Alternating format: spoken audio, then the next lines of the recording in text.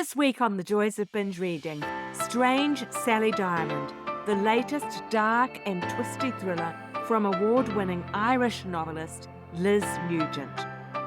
Welcome to The Joys of Binge Reading, the show for anyone who ever got to the end of a great book and wanted to read the next instalment.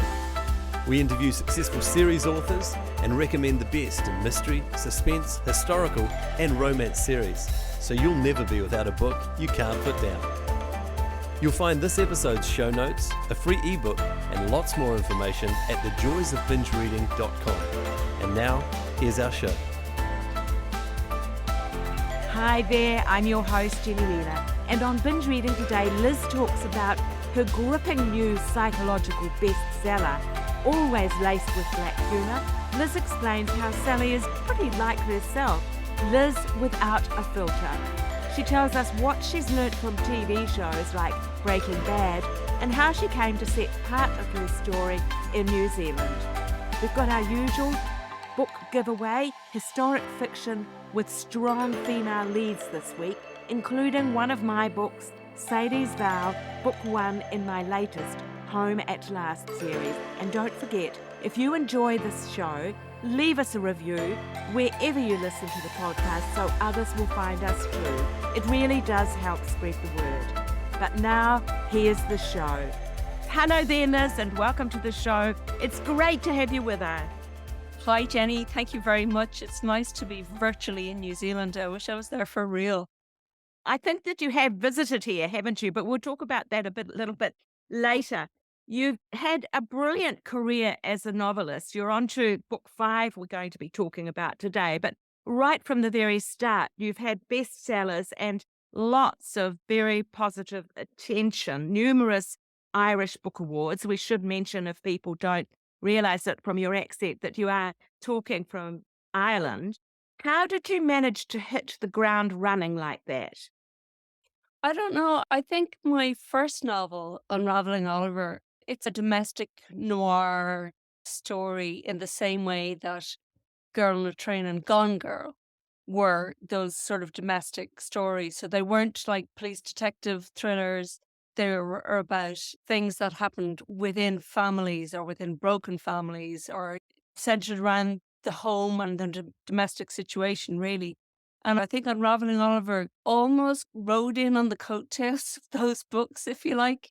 They all came out around the same time. So I think certainly in Ireland, I went almost straight to number 1. The book came out, it was a debut. It didn't go straight to number 1. I think it languished around 9 or 10, but I was so thrilled to be in the top 10. And then suddenly it went to number 1 and it stayed there for weeks and weeks and weeks. I think it was like 13 weeks or something at number 1. And I was so shocked. And then it went on to win Crime Novel of the Year award, which was a further shock because I didn't know I'd written a crime novel. Actually, that is the domestic thriller genre, which has come into huge popularity in the last few years. And do you have any feeling for why that might be, why it resonates with readers at this time? Well, I think possibly it might have something to do. That was around the time that Me Too was becoming such an issue, that women were beginning to speak out about the abuses in the workplace and domestic abuse. And so possibly that might be a reason why it caught fire the way it did and why people are looking at these stories that women are writing about domestic terrorism as opposed to international espionage, which is a preferred domain of men. We were talking about, hang on a second, you can be terrorized in your own home as well as by somebody else's army or somebody else's renegades. So terrorism can happen in the kitchen as well as it can happen on the battlefield. Yeah, your books all have intensely brilliant twists. And your newest, and the one we're talking about today, Strange Sally Diamond, is no exception. The opening is just really mind-boggling when you read that first paragraph. And because it is so striking, I wondered if you'd mind reading that first paragraph to us. Sure. Okay, let me just, I should have had this open before we started, but here we go. Put me out with the bins, he said regularly. When I die, put me out with the bins. I'll be dead, so I won't know any different. You'll be crying your eyes out. And he would laugh. And I'd laugh too, because we both knew that I wouldn't be crying my eyes out. I never cry. Yeah. So in those few lines, you've already told us that Sally is different from other people. It establishes the fact that there is something not typical about Sally's behavior. Somebody who doesn't cry and is quite confident about the fact that she doesn't cry. And so questions are asked in that first paragraph. Is she not crying because she doesn't love her father? Or is she not crying? Why? It just sounds off because they're laughing together and yet she's not going to cry when he dies. There's something strange about Sally. Yeah, that's absolutely right. And all of your books that I've seen anyway have exactly that same shock opening. You've said that you learnt this from TV shows like Breaking Bad. Tell us a bit about that. Well, I loved Breaking Bad and The Sopranos and all of those shows, Ozark, about very flawed and damaged people. And I think they're far more interesting than the Waltons or the Test of the Prairie, which are all about like lovely families who are all very nice. And I just find flawed and damaged character in fiction, I hasten to add. My husband is a very nice man. But I find those flawed uh, characters very interesting. But I always, in most of the other books, and I'm not talking about Sally Diamond, but in most of the other books, they're told from the point of view of a sociopath or a psychopath. And this is the first time I've departed a bit from that and written from the point of view of somebody who's actually very good and straightforward, almost too straightforward because of her difference. And I really enjoyed writing her. It was quite a relief because I don't know why I had always leant towards writing these monstrous characters before, but writing Sally was a great relief to me. I really loved her by the end of it. Yeah, that's wonderful. How do you get inside the heads of these monsters? Well, alarmingly easily. Yeah. I trained as an actress many years ago. And I think that really helped me to get inside the mind of a character. So when it's a character that I'm writing myself, I think like they do. And so the kind of sociopathic characters that I'm dealing with, it's not like they wake up in the morning thinking, whose life am I going to screw up today? It's always that they have some rationale behind she shouldn't have provoked me or he bought it on himself or if he hadn't done that, I wouldn't have had to do that. There's always some rationale behind the way that they're thinking. So they have a kind of a superiority complex and they have a logic behind their actions. Even though it's really askew, there is a logic to what they do. And a lot of it stems from background trauma. And that is also the case with Sally. But because she doesn't remember any of it, all of this happened, all of the trauma that happened to Sally happened before she was 7 years old. And for various reasons, which are revealed in the book, she doesn't remember any of it. So she has no idea when we meet her around the age of 42, I think, she has no idea what her background really is, where she really came from. She has always known that she was adopted and hasn't been curious about her birth parents because she's very accepting of what's in front of her. Like her mother, who died when she was a teenager, as far as she knows, and her father, who is her adoptive parents, I'm talking about, her father, who is a psychiatrist, but turns out very early on in the book to have been her mother's psychiatrist, which leads us down a very dark path.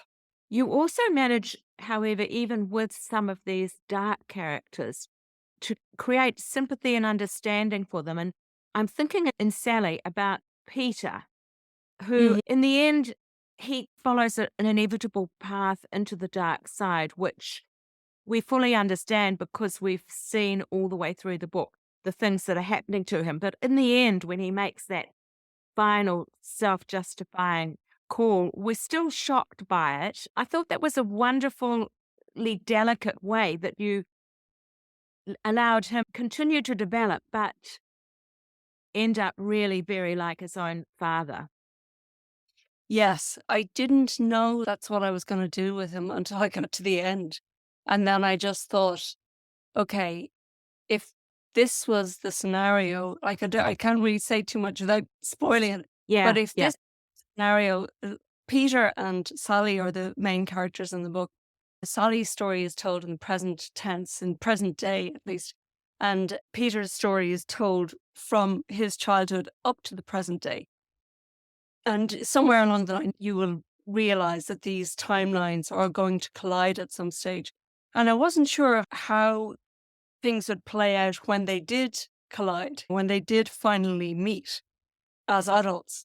So when I got there, I just really rattled my brain and thought, okay, would would they find commonality? Would they get on? And I realized that it wouldn't really be possible, given their extremely different backgrounds and extremely different experiences, despite their relationship. I can't say any more than that because it spoils it. But Yeah. their actual relationship, they've had very different experiences. And I just didn't see any other way of it ending for him. I didn't see that he could find redemption in any other way. Mm. So yeah, he goes off down a bad road. A good part of Strange Sally does take part in New Zealand because the villain of the piece debunks to New Zealand when he fears that he's going to be caught. And so quite a bit of the book is located in a tourist town in New Zealand called Rotorua, which is famous for its mud hot pools and things. And I see on your website that you have actually conducted workshops in New Zealand. I wondered if you'd been to Rotorua during that trip or whether you'd used the web to find out all the details about it. No, I was invited to the University of Otago in Dunedin, where there's a Centre for Celtic Studies, Scottish and Irish Studies, run by a Scottish crime writer called Liam McIlvanney. And he held a festival called Celtic Noir in the your spring of 2019. So I spent 3 weeks, 4 weeks driving from the top of the North Island down to the bottom of the South Island because I thought if I'm going all the way to New Zealand, first of all, I want to see it. And second of all, like, why not organize a sort of a mini book tour? So I enlisted the help of my good Kiwi friend, Craig Sisterson, Aha. and Craig set up a tour for me. And one of the stops on the tour was Rotorua. And I was really taken with the place. And plus, it has an excellent bookshop, McLeod's Bookshop. And I think I mentioned McLeod's in the book. I think it does get a mention. And Whitcoul's gets mentioned. I always try to mention bookshops and libraries, real bookshops and real libraries in the books that I write, because bookshops and libraries are so important to me and to every writer and reader. So yeah, it suited me because I had to do a little bit of research on Rotorua, not just about the hot pools, which are important to the story, but also about property prices. And if somebody was to run away and try to set up a new life in New Zealand in 1980, where would be the cheapest place to buy property? And from my research, I found out that it would be Rotorua. How fantastic. That answers Yeah. another question, actually, because one of your characters has got the surname Sisterton. And of course, I do know Craig. He's well known in New Zealand because he set up National Mystery Writer Awards called the Nio Marsh Awards. And so I thought, I was just having a little joke here. Yes, and like I put in it, there's a few names that are dropped in here and there, but that was a little homage to Craig because yeah, he was so brilliant organizing that tour for me. Like he designed posters and put me in touch with libraries and bookstores and readers and other Kiwi writers. So that was great that I was interviewed by New Zealand writers when I did those events. So it was really nice, really good. That's lovely. And I do get a feeling just from that little sort of thing that you might also enjoy black humor. We won't explain why, but there's a teddy bear that features in the story. And right at the very end, there's a very nice touch with the teddy bear. And I was left smiling and thinking, you really do seem to have quite a sense of underlying black humor. Would that be right? Yeah, there's a lot of very dark, because the story is so dark. There's one aspect of the story that is very dark. Sally, who dominates the story, people laugh at her, and she is not comfortable with that. Who would be? But she also has a really good sense of humor herself, and she voices the kind of things. She's like me without a filter. She says things that you shouldn't say to people. She gets herself into really awkward situations a lot.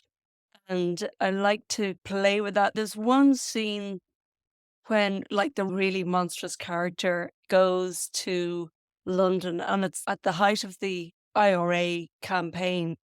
And when somebody hears his Irish accent, they accuse him of being an IRA member, and he's absolutely astounded and shocked and horrified that somebody should call him or should think that he was a terrorist, when in fact he is the worst terrorist on the domestic front than any IRA bomber ever was. He is such a monster. I had a lot of fun with putting some humor in among the darkness, because you can't write something relentlessly grim. You have to even it out, balance it out with some humor. So I tried to do that as much as I could. So I had fun with some of the characters. Some of the characters themselves are quite funny.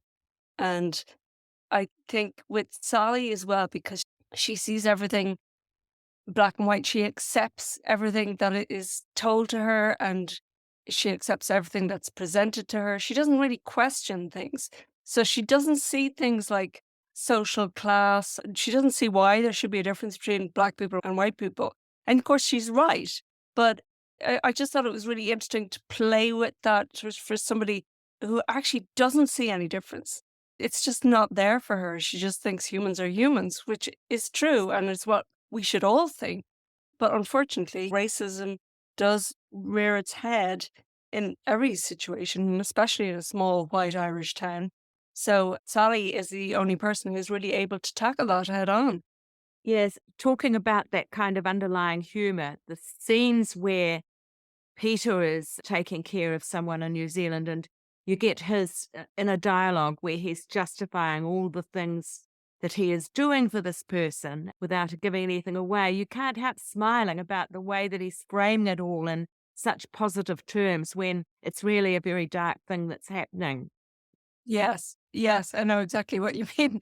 Yeah, there's a lot of that kind of humor. So yeah, he honestly believes it though. He thinks because he because he's not his father. He's determined that he is a very different type of man to his father once he has realized what his father is. But it's taken him way too long to discover the truth about his father.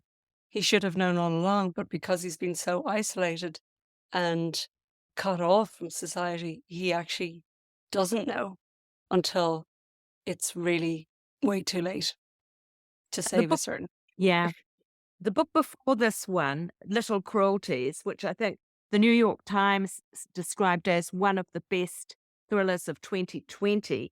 It's also got a page-turning tagline. It's three brothers are at a funeral. One of them lies in the coffin. And we know right from the start that there's been a murder as well. So it takes us until pretty well the end of the book to discover who the one is in the coffin and how he got there. How do you come up with these amazing situations? Well, I generally just start with the first line. I mean, that line, there were three brothers at the drum funeral. One of us was in a coffin. That just came to me, and I didn't know who was dead or who had killed him until I got to that final point in the book. And I just took little snapshots of their lives to show I wanted to build up a rivalry between these three brothers up to a point where each of them would have a good reason to kill one or both of the others, so that it was as unpredictable as possible as to who was actually going to be dead and as unpredictable as possible as to who had killed him. So, yeah, I like to surprise myself because I figure if I don't know what's going to happen, then the reader can't either. So, in Strange Sally Diamond, I don't think there's much that's guessable about the book.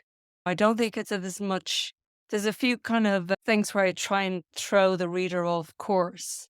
There's a new neighbor who arrives into the village who takes a sort of unhealthy interest in Sally. And you might think it's one character, and it turns out to be a different kind of a character altogether. And so, yeah, I play with expectations. Every time I see something where the next step is obvious, I try to find a way for that not to be the next step taken. Try to put Yeah. obstacles in the way of that happening so that the character has to go and do something else.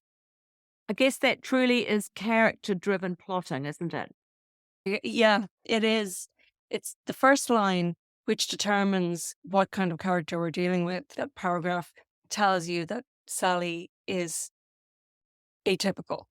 And in the one about the brothers, we know that this is not a healthy brothers relationship. The first line of Lying in Wait is, "My husband did not mean to kill Annie Doyle, but the lying tramp deserved it." Like all of the books have some setup that raises questions. Yeah. And I mightn't answer those questions until the very end of the book, or I might answer them halfway through. Mm. But then play out the consequences of the actions and the attitudes afterwards. I know that one of your books has been optioned for screen. I read that somewhere, but I just wondered, they all are really absolute ringers to be movies or TV series, but has anything much happened on that front? Oh, everything. It's just one of those things. And I think it happens a lot to writers that things get optioned all the time. And Leonardo DiCaprio's production company optioned Unraveling Oliver and renewed the option like 3 or 4 years in a row and then dropped it. And so that's up for grabs again. And Lying in Wait is currently optioned by an Irish production company. Strange Sally Diamond is being sent out around now by my agents in Los Angeles. See, sent out to all the streamers to have a look, and there seems to be generating a lot of interest, which is great. But yeah, they've all been optioned and then the options have dropped. And I used to get my hopes up and I used to get really excited that something amazing was going to happen, especially when they're throwing names like Leonardo DiCaprio is going to do it and Kate Blanchett is going to play Lydia and all these names are being thrown about. And yeah, you get very excited, but then nothing happens. Yeah. Like really nothing happens. And while it's nice that because every time the option gets renewed, you get a chunk of money, which is nice. But at the same time, I'd rather they just made the damn thing Yeah. because I'd like people to see it. I'd like to see it come to the screen. I'm not sure that I'd like to be involved in the writing of it. That's another question. But I'm not sure that I would want that. But at least, please, somebody make something of mine. They're all there. All the books are there. Lying in Wait is the only one that is currently up. Oh, sorry, Skin Deep. Somebody has just bought the option for Skin Deep as well, the third one. So Skin Deep and Lying in Wait have been optioned, and the other three are available. That's As fabulous. Look, as a reader, we are starting to run out of time with this, but we always do like to ask our authors about their reading habits. And I did pick up that you in particular admired one of your fellow Irish novelists, Maeve Binchy. And so I thought, could you tell us a bit about your reading tastes, what you're reading at the moment, and your feelings about Maeve?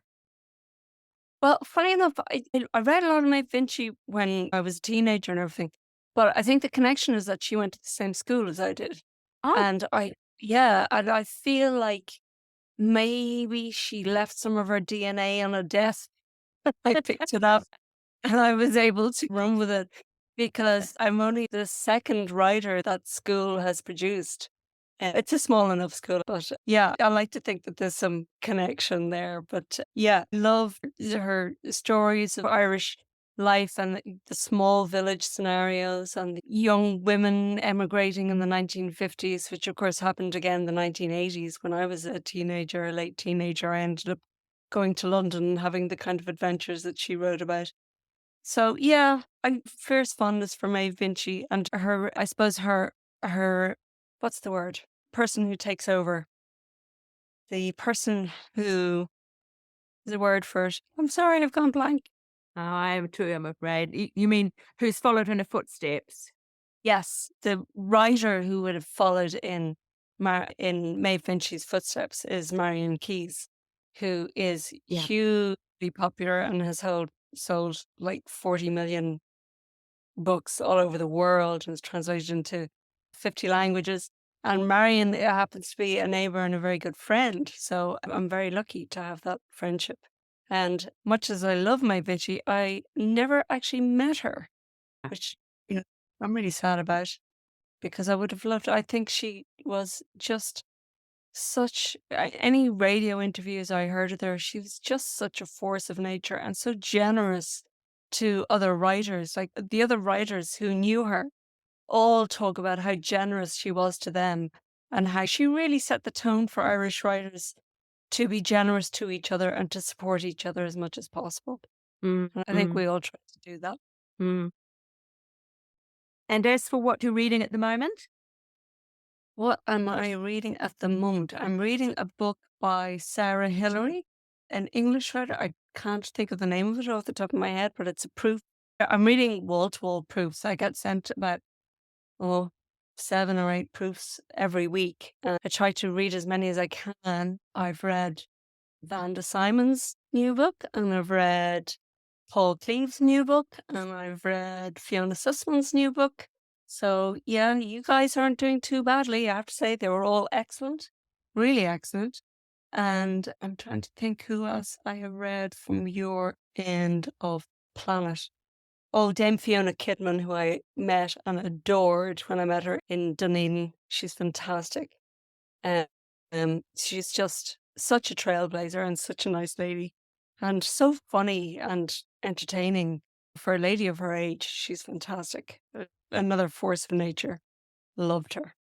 Lovely, Liz. Thank you. I imagine that having Maeve Binchy in your world perhaps helped you to realize that it was possible from a girl from your school to become an international writer. Maybe it was an aspirational thing that was set there for you. Well, actually, funnily enough, I didn't know that she went to my school until about, I'd say, 15 years ago. I had no idea. Like, because I think Light a Penny Candle, her first book, was published maybe in 1985, which is the year I left school, Uh-huh. or maybe the year before, but I don't remember any mention of her when I was in school. Yeah. I don't remember her being mentioned at all. Maybe the school thought that her writing was too lowbrow for them. I don't know. Because for Maeve Binchy, like Marion Keyes too, like Australian writer Monica McInerney, have to battle to win respect because they're writing books that are written for women, and because of that, men tend to put them down or dismiss them as candy floss fiction, where in fact they're telling very real stories about very real lives and very real women with very real issues. So it's possible that Maeve Binchy was not respected at the time. She certainly was towards the end of her life, but she was passed over. I don't recall her ever winning any major literary awards in Ireland. Certainly in the first years of her publishing, maybe later. But Yeah. lost Genre there, fiction is coming into its own a little bit more in recent years, maybe because of streaming TV and the storytelling has slightly changed. But yeah, for many years, genre fiction was very much regarded as second rate, wasn't it? it was, but I think it's really now if you have a romance writer who writes really well, or a crime writer who writes really well, or a science fiction writer who writes really well, you can get literary and crime in the same book. You can get literary and romance in the same book. Literary fiction on its own can be quite dry and arid regarding plot. And often it's male navel gazing, if that's Yeah. Yeah. fair. But some like I've read a lot of literary fiction. In fact, to my shame, I didn't read a lot of crime before I wrote my first book. So it was only when it was shortlisted for that crime award, my first book, that I read all of the other nominees and realized, holy crap, I have missed out on so much tremendously good writing because I've dismissed this genre. Because I don't know, I think the books that were coming to my attention, the books that won the prizes, were all books written by middle-aged white men, Yeah. and they were the only ones I heard about.